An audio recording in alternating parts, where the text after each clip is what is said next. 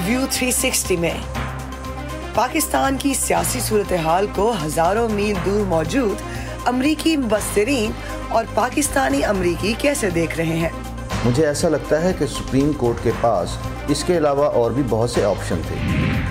जंग से मुतालिक खबरों के बच्चों के जहनों पर असरात को संजीदगी से लेना जरूरी क्यों है? क्योंकि छोटे बच्चों को दुनिया में दूसरी जगहों पर जो दूसरे बच्चों के साथ कुछ हो रहा है उसे खुद से अलग करने में मुश्किल होती है। और भारत के ज़ेरे इंतजाम कश्मीर में एशिया के सबसे बड़े ट्यूलिप्स के बाग में बहार, लेकिन बागबान परेशान।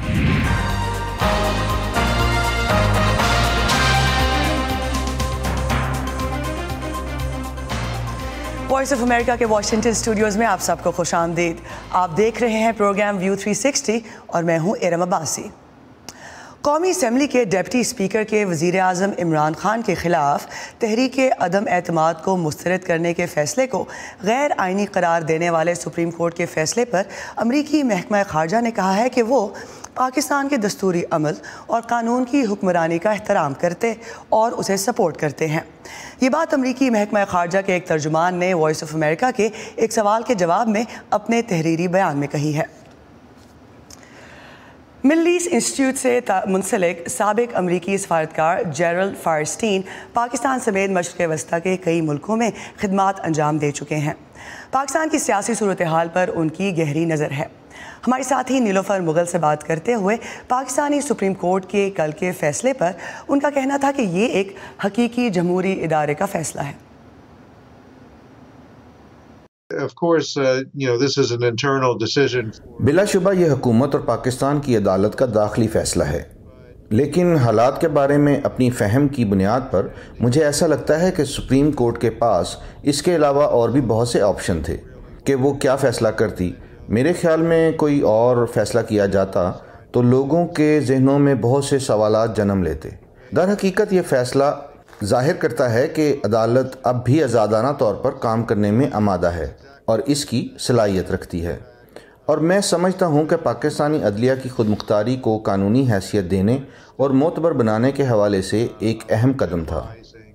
And making credible the independence of Pakistani judiciary. इसी बारे में हमारी साथी मोना काजिम शाह ने माइकल ओहेलन से बात की, जो ब्रुकिंग्स इंस्टीट्यूट में फॉरेन पॉलिसी में रिसर्च के डायरेक्टर और सीनियर फेलो हैं। उनके मुताबिक तारीख़ी एतबार से पाकिस्तान ने जमहूरियत के लिए हमेशा जद्दोजहद की है। उसने मिलिट्री कू भी देखे हैं, लेकिन ये कदम जमहूरियत की जीत है। Well, it's fascinating. मेरे ख्याल में इस खुशखबरी से आगाज़ करना चाहिए, क्योंकि सियासी हंगामा आराई की बातों में उलझ जाना आसान है, और मैं समझता हूँ कि ये सही मानों में जमहूरियत का अमली मुजाहरा है। जमहूरियत का मतलब ये नहीं कि हर वक्त सब अच्छा होगा और हम आहंगी होगी, नहीं, बल्कि इसका मतलब है कि सब कानून के ऐन मुताबिक होना चाहिए और इसमें हुकूमत की मुख्तलिफ शाखों पर आईनी चेक्स एंड बैलेंसेस होने चाहिए, ताकि कोई भी एक इदारा हद से ज़्यादा ताकतवर ना बन जाए। और हम जानते हैं कि तारीख़ी तौर पर पाकिस्तान इनमें से कुछ जहतों में जदोजहद करता रहा है और फ़ौजी बगावतों का भी शिकार रहा है, और इसीलिए पाकिस्तान में सिविलियन हुकूमत की मुख्तलिफ शाखों के दरमियान एक तरह की हम आहंगी वाज़े तौर पर जमहूरियत के लिए एक मुमकिन कामयाबी है। अब हम ये तो नहीं जानते कि सिलसिला कहाँ ख़त्म होता है, लिहाजा मैं अभी ज़्यादा पुरजोश नहीं होना चाहता। अब आपको दिखाते हैं कि पाकिस्तान की सुप्रीम कोर्ट के इस फैसले पर अमेरिका में बसने वाले पाकिस्तानी क्या कह रहे हैं। ज़ेवरात और मलबूसात की दुकानें, ख़ास पाकिस्तानी खाने पेश करने वाले रेस्टोरेंट्स, देसी ग्रोसरी और मिठाइयों की दुकानें रियासत वर्जीनिया के शहर स्प्रिंगफील्ड के इस शॉपिंग सेंटर में मौजूद बिजनेसेस को देखकर ये अंदाज़ा लगाना मुश्किल नहीं कि इस इलाके में जनूबी एशियाई और ख़ास तौर पर पाकिस्तानी अमरीकियों की एक बहुत बड़ी तादाद रहती है। यहाँ मैंने चंद पाकिस्तानी अमरीकियों से सुप्रीम कोर्ट के फ़ैसले के हवाले से बात की।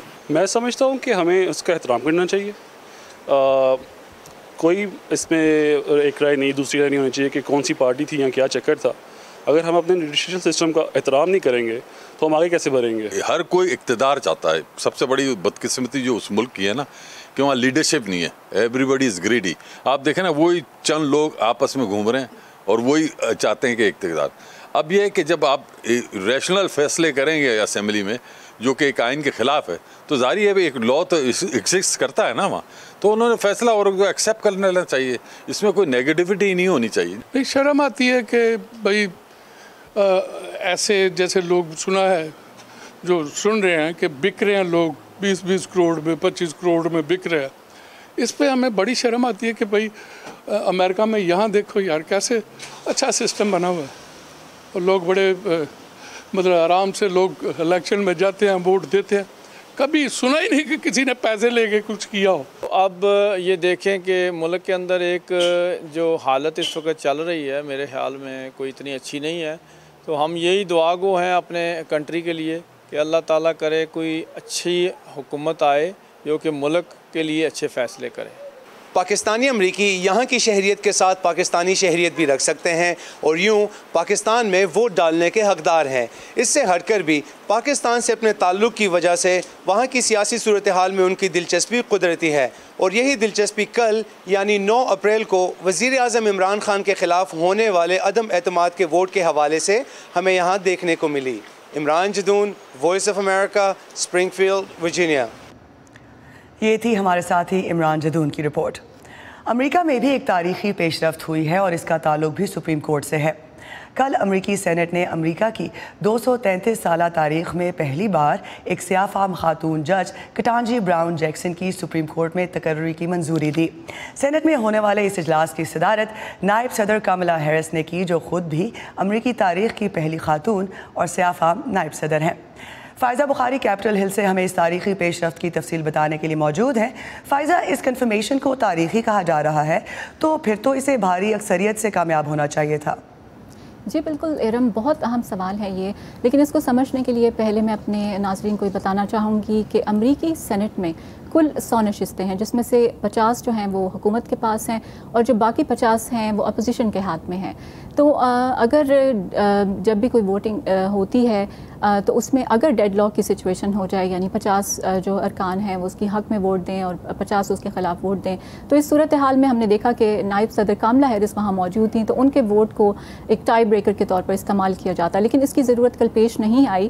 اور ہم نے یہ دیکھا کہ اپوزیشن سینیٹر 3 جو ہیں انہوں نے کتانجی کی تقرری کے حق میں ووٹ دیا, جس کے بعد جو فائنل ریزلٹس تھے وہ کچھ اس طرح تھے کہ ان کے حق میں 53 یعنی 53 ووٹس تھے اور مخالفت میں 47 ووٹس تھے. اور اس پر سیاسی مبصرین نے حیرت کا اظہار بھی کیا, کیونکہ یہ ایک امریکی تاریخ کا بہت اہم ایک مرحلہ تھا, کیونکہ جج کتانجی امریکی تاریخ میں پہلی سیاہ فام جج بن گئی ہیں جو کہ سپریم کورٹ میں اپنے فرائض انجام دیں گی. اور ہم نے یہ دیکھا کہ جب یہ فیصلہ سنایا جا رہا تھا, کاملا ہیرس نے پڑھ کے سنایا, اور اس وقت جو حکومتی سینیٹرز تھے تمام وہ کھڑے ہو گئے اور بہت پرجوش انداز میں انہوں نے بہت دیر تک تالیاں بجا کے اس کا خیر مقدم کیا. لیکن دوسری جانب ہم نے دیکھا کہ اپوزیشن کے جو سینیٹرز تھے وہ سینٹ فلور کو چھوڑ کر وہاں سے نکل رہے تھے, جس پر بہت حلقوں کی جانب سے جو ہے وہ تنقید بھی کی گئی کہ تاریخ ساز ایک لمحہ جو انفولڈ ہو رہا ہے آپ کی آنکھوں کے سامنے, اس وقت آپ نے یہ فیصلہ کیا کہ آپ وہاں سے جو ہے نکل جائیں. میں یہ اپنے ناظرین کو بھی بتانا چاہوں گی کہ امریکہ کی جو سپریم کورٹ کے ججز کی تعیناتی ہے اس کے لیے جو امیدوار ہیں ان کی نامزدگی تو جو سٹنگ پریزیڈنٹ ہوتے ہیں یعنی صدر وہی کرتے ہیں, لیکن یہ 2 اہم مراحل سے گزر کے یہ فائنلی اس کا ڈیسیجن ہوتا ہے. تو کل جیسے سینٹ میں اس پہ ووٹنگ ہونے سے پہلے بھی ایک اہم مرحلہ ہوتا ہے, وہ سینٹ کی عدلیہ کمیٹی میں جو بھی امیدوار نامزد کیا جاتا ہے صدر کی جانب سے ان کو سوالات کا سامنا کرنا پڑتا ہے. دونوں جو ہیں حکومتی ارکان ان کی طرف سے بھی اور اپوزیشن کے جو ہے ارکان ان کی طرف سے بھی. عدلیہ جو کمیٹی ہے سینٹ کی اس میں 22 کل ارکان ہیں, جس میں سے بالکل امریکی سینٹ کی طرح 11 ارکان جو ہیں وہ حکومتی ہیں اور 11 جو ہیں وہ اپوزیشن کے ہیں. تو جج کتانجی نے بہت سے سوالوں کا 30 گھنٹوں کا یہ مجموعی سیشن تھا جس میں ہر طرح کے سوالات کا سامنا کیا, اور ہم نے دیکھا کہ روایتی طور پر اپوزیشن کے جو ارکان ہیں بہت سخت سوالات کرتے ہیں. جب یہ سیشن ختم ہو جاتے ہیں, سماعتیں جو ہیں ہیئرنگز ختم ہوتی ہیں, اس کے بعد جو عدلیہ کمیٹی ہے وہ اس کے تمام ارکان ووٹنگ کر کے یہ فیصلہ کرتے ہیں کہ آیا اس امیدوار کی جو ہے تقرری کی ووٹنگ کے لیے اسے سینٹ کے فلور پر بھیجا جائے یا نہیں. تو یہ امریکی تاریخ میں 3 دہائیوں میں ایسا پہلی بار ہوا کہ وہاں پر بھی ایک ڈیڈ لاک ہو گیا. 11 جو ارکان اپوزیشن تھے اس نے اس کے خلاف ووٹنگ کی اور جو حکومتی تھے وہ انہوں نے اس کے ساتھ فیصلہ کیا. تو یہ جو ہے ایک صورتحال رہتی ہے کہ سینٹ میں جس بھی پارٹی کی جو ہے وہ اکثریت ہوتی ہے وہ بنیادی طور پہ یہ فیصلہ کرتی ہے کہ جج کی تعیناتی ہو پائے گی یا نہیں. جون میں جب جج برائر جو ہیں وہ ریٹائر ہو رہے ہیں اس وقت کیتانجی جو ہیں جج کیتانجی وہ اپنے عہدے کا حلف اٹھائیں گی. جی ارم. فائزہ بخاری ہمارا ساتھ دینے کا بہت شکریہ. امریکہ جو ملک ہے خوابوں کا، اپنے خوابوں کو حقیقت بنانے والوں کا، اپنی ایجاد سے دنیا بدلنے والوں کا، تحقیق، تجربات اور ٹیکنالوجی سے ہم سب کو نئی راہ دکھانے والوں کا، کچھ کر گزرنے کا جذبہ لیے اپنا کل روشن بنانے والوں کا. ایسے ہی ڈریمرز اور اچیورز کی کہانیاں دیکھیے ویو 360 میں آج نیوز پر.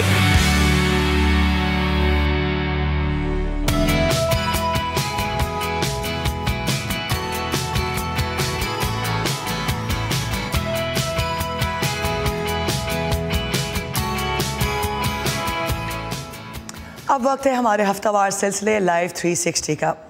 یوکرین پر روس کے حملے کو دوسرا ماہ ہو چکا ہے. سوشل میڈیا اور ٹیلی ویژن نیٹ ورکس مسلسل اس جنگ کے بارے میں تکلیف دہ تصاویر اور خبریں نشر کرتے رہے ہیں، جس سے بچوں کی ذہنی صحت پر پڑنے والے ممکنہ اثرات کے بارے میں خدشات پیدا ہو رہے ہیں. مزید اس رپورٹ میں. ماہرین نفسیات نے خبردار کیا ہے کہ یوکرین پر روس کے حملے کی وجہ سے بچوں اور نوجوانوں کی ذہنی صحت متاثر ہو سکتی ہے، اور ان میں بے چینی، چڑچڑاپن، کھانے پینے میں بے ترتیبی اور بے خوابی جیسے سنگین اثرات مرتب ہو سکتے ہیں. اور اس سے کوئی فرق نہیں پڑتا کہ بچے فوجی کارروائیوں کے بیچ میں پھنسے ہیں یا دنیا میں کہیں اور مقیم ہیں. چھوٹے بچوں کے لیے ہمیں کچھ زیادہ فکر ہوتی ہے، کیونکہ چھوٹے بچوں کو دنیا میں دوسری جگہوں پر جو دوسرے بچوں کے ساتھ کچھ ہو رہا ہے اسے خود سے الگ کرنے میں مشکل ہوتی ہے. ماہرین نفسیات کا کہنا ہے کہ بچے کی عمر خواہ کچھ بھی ہو، یہ اہم اور ضروری ہے کہ ان سے جنگ کے بارے میں بات کی جائے. میرے خیال میں والدین کے لیے یہ تسلیم کرنا ضروری ہے کہ بچے یہ معلومات حاصل کر رہے ہیں، لیکن ہم اس بات کو یقینی بنانا چاہتے ہیں کہ یہ ایسی معلومات ہوں جسے وہ برداشت کر سکتے ہیں، اور اگر یہ معلومات ان کی نشو و نما کی سطح یا سمجھنے کی صلاحیت سے بڑھ کر ہوں یا جس کی والدین کی طرف سے جانچ نہیں کی جائے تو یہ در حقیقت موڈ میں تبدیلی، بے چینی میں اضافے یا بچے کے زیادہ چڑچڑے ہونے یا بھوک اور نیند میں تبدیلی کا باعث بن سکتی ہیں. یوکرین کی تاتیانا بٹلر اپنے شوہر اور 2 بیٹوں کے ساتھ گزشتہ 13 سالوں سے امریکہ میں مقیم ہیں، لیکن ان کے والدین، بھائی اور بہن اب بھی یوکرین میں ہیں. حملے کے بعد سے انہوں نے اپنے بچوں کے اس سوال کا جواب دینے کی کوشش کی ہے کہ یوکرین میں لوگ کیوں مارے جا رہے ہیں. وہ سمجھ نہیں سکتے تھے کہ ان کی دادی اور دادا تہخانے میں کیوں چھپے ہوئے ہیں، اور ہم خبروں میں تباہ شدہ مکانات اور کاریں کیوں دیکھتے ہیں. ایک ماں کے طور پر یہ تصاویر اپنے بچوں کو دکھانا میرے لیے بہت تکلیف دہ ہے، لیکن میں سمجھتی ہوں کہ مجھے انہیں یہ دکھانے کی ضرورت ہے کہ وہاں کیا ہو رہا ہے. بحران کی کیفیت بچوں کو یہ سکھانے کا موقع بھی فراہم کرتی ہے کہ ضرورت مندوں کی مدد کیسے کی جائے. مثال کے طور پر تاتیانا کے 10 سالہ بیٹے وٹالی نے یوکرین کی حمایت میں ایک جنگ مخالف پلیکارڈ پینٹ کیا اور اپنے والدین اور بھائی کے ساتھ مل کر واشنگٹن میں ایک احتجاج میں حصہ لیا.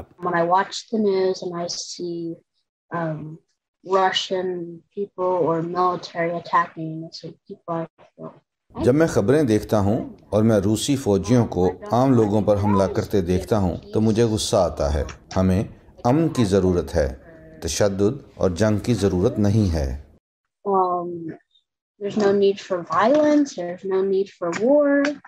نیو جرسی میں رہنے والی روسی خاتون نینا ڈیوس بھی اپنے 15 سالہ بیٹے سے یوکرین میں روس کی جارحیت کے بارے میں بات کرنا انتہائی ضروری سمجھتی ہیں. میرے لیے یہ یقینی بنانا ضروری تھا کہ وہ ذاتی طور پر شرمندہ نہ ہو، کیونکہ نہ تو میں اور نہ ہی وہ قصوروار ہیں. تمام روسی برے نہیں ہیں. بات کرنا اور ہمت بندھانا خاص طور پر ان بچوں کے لیے اہم ہے جو فوجی کارروائیوں کے بیچ میں پھنسے ہیں اور وہ ہولناک کارروائیاں دیکھ رہے ہیں جو کسی بھی بچے کو نہیں دیکھنی چاہیے. یہ ان بچوں کی جذباتی اور طرز عمل کی صحت کے لیے غیر معمولی خطرہ ہے، تو پھر ہم اس میں توازن کیسے پیدا کر سکتے ہیں؟ محبت، دیکھ بھال اور مدد کرنے والے خاندان اور دیکھ بھال کرنے والے شفیق والدین کا ہونا، جو ان تمام تبدیلیوں اور غیر یقینی صورتحال کے درمیان بھی کچھ چیزوں کو جتنا ممکن ہو سکے اتنا توقع کے مطابق بنائے۔ لیکن سب سے بڑھ کر ماہرین نفسیات کا کہنا ہے کہ والدین کو خود کو اور بچوں کو بار بار یہ سمجھانے کی ضرورت ہے کہ جنگوں کا ختم ہونا ناگزیر ہے اور یہ جنگ بھی بالآخر ختم ہو جائے گی۔ کرینہ بفرازدین کے ساتھ ندیم یعقوب، وائس آف امریکہ۔ گزشتہ 2 اشروں کے دوران ڈرونز کی صنعت نے بہت تیزی سے ترقی کی ہے۔ جہاں ایک طرف جنگ میں ان کا استعمال عام ہوا، وہیں دوسری طرف فوٹوگرافی کے شوقین افراد نے قدرتی مناظر کو فلمانے کے لیے ان کا سہارا لینا شروع کیا ہے۔ اب امریکہ میں کچھ کمپنیاں اور میڈیکل سٹور لوگوں کے گھروں تک خوراک، ادویات اور دیگر ضروری سامان پہنچانے کے لیے ڈرونز کا استعمال شروع کر رہے ہیں۔ کیسے؟ دیکھیے اس رپورٹ میں۔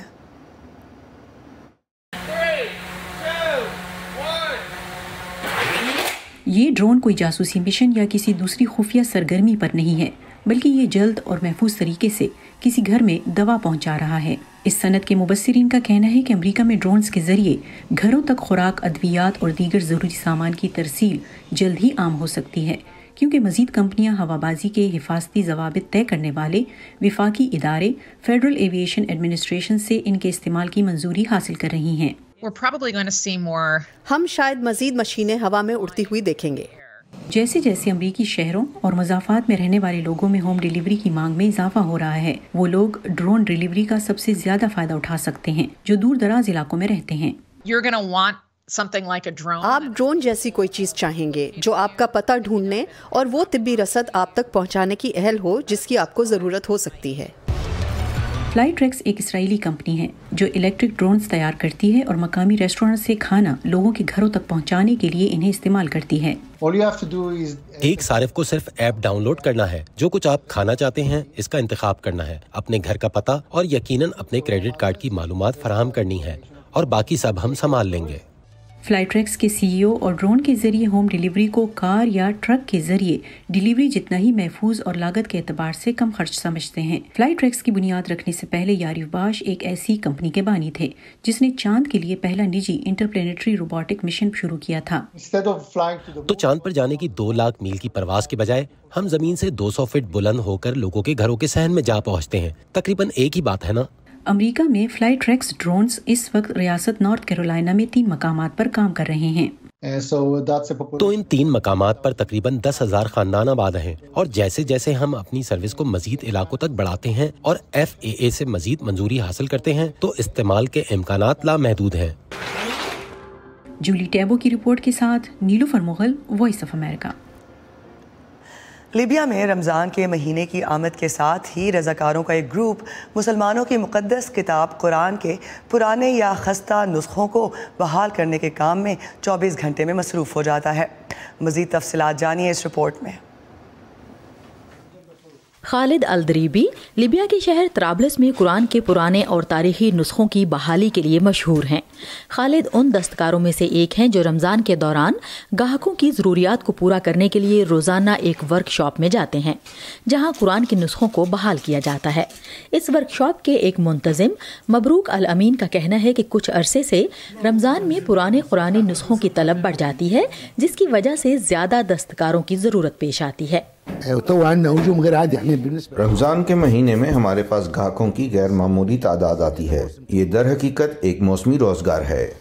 ورکشاپ کے منتظمین کا کہنا ہے کہ رمضان سے پہلے لیبیا میں قرآن کے نئے نسخوں کی خریداری روایتی طور پر بڑھ جاتی تھی، لیکن قیمتوں میں اضافے کی وجہ سے بہت سے لوگوں کے لیے یہ روایت برقرار رکھنا مشکل ہو رہا ہے۔ حکومت کی جانب سے نئے قرآنی نسخوں کی اشاعت روک دیے جانے سے لیبیا میں قرآن کی قیمتوں میں اضافہ ہوا ہے، جس سے پرانے نسخوں کی بحالی کے لیے طلب میں بھی اضافہ ہوا ہے۔ بڑھتی ہوئی مانگ کے پیش نظر پرانے قرآنی نسخوں کی بحالی کے ماہرین اب دوسرے لوگوں کو یہ ہنر سکھا رہے ہیں۔ ہم نے قرآنی نسخوں کی بحالی کے لیے تربیتی سیشنز شروع کیے۔ अब तक तकरीबन 150 वर्कशॉप्स की हैं जिनमें 1500 अफराद को तरबियत फराहम की गई। हमारा मकसद हर एक को तरबियत देना था, नौजवानों, बच्चों, मर्दों और खवातीन को। बच्चों ने जो काम किया वो अच्छा नहीं था, लेकिन बालिग अफराद और रिटायर्ड लोग ज्यादा कारआमद थे। मुल्क के मुख्तलिफ इलाकों से शहरी बहाली के लिए पुराने कुरानी नुस्खे इन वर्कशॉप्स पर लाते हैं। हमारे सार्फिन ढेरों के हिसाब से कुरानी नुस्खे घरों से या मसाजिद से यहाँ लाते हैं। शुमाली अफ्रीका का मुल्क लीबिया गुज़श्ता 1 दहाई से ज़ायद अरसे से लड़ाई और तनाज़ात का शिकार है, जिसने मुल्क के बहुत से इदारों को दरहम बरहम कर दिया है और तेल से मालामाल इस मुल्क की मईशत को एक धचका लगा है। Sadia ज़ेबरान Jha, voice of America. Bharat के ज़ेर इंतज़ाम कश्मीर में हर मौसम बहार की मानत इस साल भी एशिया के सबसे बड़े ट्यूलिप गार्डन में खिलने वाले फूलों का हुस्न देखने वाला है। इस बाग में 15 लाख के करीब ट्यूलिप्स या गुल लाला के फूल अपनी पूरी आबोताब के साथ सारे माहौल को सहारंगेज बना रहे हैं। तहम एक फ़िक्र इस गार्डन के बागबानों की खुशी को ज़ायल कर रही है। ये फ़िक्र क्या है, आइए जानते हैं श्रीनगर से ज़ुबैर डार की इस रिपोर्ट में। इस साल अब तक 2.5 लाख से ज्यादा सयाहों ने एशिया के इस सबसे बड़े टूलिप गार्डन का दौरा किया है, जो बागबानों की सख्त मेहनत का एक हसीन मजहर है। हमने यहाँ पे 1.5 million of flowers of tulips, daffodils, hyacinth और मस्करी के लगाए हुए हैं। अबाउट 68 वैराइटीज़ हमारे ट्यूलिप्स के हैं, जिसमें 6 वैराइटीज़ अब न्यू वैराइटीज़ हैं। हमारा जो इनिशियल रेस्पॉन्स है, टूरिस्ट फ्लो है, बहुत ही अच्छा है। कश्मीर का दारुल हुकूमत श्रीनगर भारतीय और गैर मुल्की सयाहों के लिए बहुत कशिश रखता है, खासतौर पर गर्मियों में, जब भारत के मैदानी इलाकों में गर्मी की शिद्दत से बचने के लिए वहाँ के लोग कश्मीर के पहाड़ों का रुख करते हैं। It's like back to a normal life, और आफ्टर लॉन्ग लॉकडाउन इतने सब लोगों को एक साथ देख के और इतनी अच्छी जगह देख के बहुत ही अच्छा एक्सपीरियंस है। इन फूलों के साथ जैसे हम भी एकदम से फ्रेश हो रहे हैं after long time of this lockdown. We are here and it's an amazing experience. बागबानों की इंतहाई काविशों के बावजूद टूलिप गार्डन के फूल बहार के इस मौसम में गैर मामूली गर्म दर्जे हरारत के सबब वक्त से पहले मुरझा रहे हैं। भारत का महकमे मौसमियात दर्जे हरारत में मजीद इजाफे की पेशगोई कर रहा है। इस साल थोड़ा ये प्री ब्लूम हो गया ड्यू टू हाई टेम्परेचर्स। जो एवरेज टेम्परेचर इस वक्त चल रहा है वो 10 डिग्री अबो नॉर्मल है, जिसकी वजह से जो हमारा ट्यूलिप है ये पहले ही खिल गया। नॉर्मल टेम्परेचर जो ट्यूलिप के लिए है वो अप टू 25 ये बियर कर सकता है, लेकिन 25 के अबो अब 29 लगातार चल रहा है, 28 चल रहा है। उसकी वजह से ये अंडर स्ट्रेस में आ जाता है। थोड़ा एक प्री ब्लूम हो गया और ब्लूम पीरियड भी हमें लग रहा है थोड़ा कम हो जाएगा। बेवक्त की गर्मी और बारिशों की कमी की वजह से फूलों की ताजगी को बरकरार रखने के लिए बाग की इंतजामिया सरतोड़ कोशिशें कर रही है, जिसके लिए इनको मसनूई आबपाशी का सहारा भी लेना पड़ रहा है। माहिरीन बढ़ते दर्जे हरारत को माहौलियाती तब्दीली का ही नतीजा समझते हैं। जब क्लाइमेट वार्मिंग हो रही है इन स्प्रिंग, और अगर अर्ली वार्मिंग हो रही है, दैट मीन्स जो फ्लावर्स स्प्राउट होंगे वो अर्ली होंगे। जैसे आपने टूलिप गार्डन की बात की, लेकिन अगर आप देखेंगे अदरवाइज भी जो हमारे आलमंड्स हैं, चेरीज हैं, पीचेस हैं, उनकी भी अर्ली फ्लावरिंग होगी। Obviously this increased warming in March will definitely have impact on the crop productivity, चाहे वो horticulture हो, चाहे वो floriculture हो, चाहे वो हमारा agriculture irrigation intensive agriculture crop हो। इधर रंग बिरंगे फूलों के दरमियान खुशी से भरे मेहमानों ने कश्मीर की सयाहत के लिए यकीनी तौर पर एक बेहतर मौसम गर्मा की उम्मीद पैदा की है।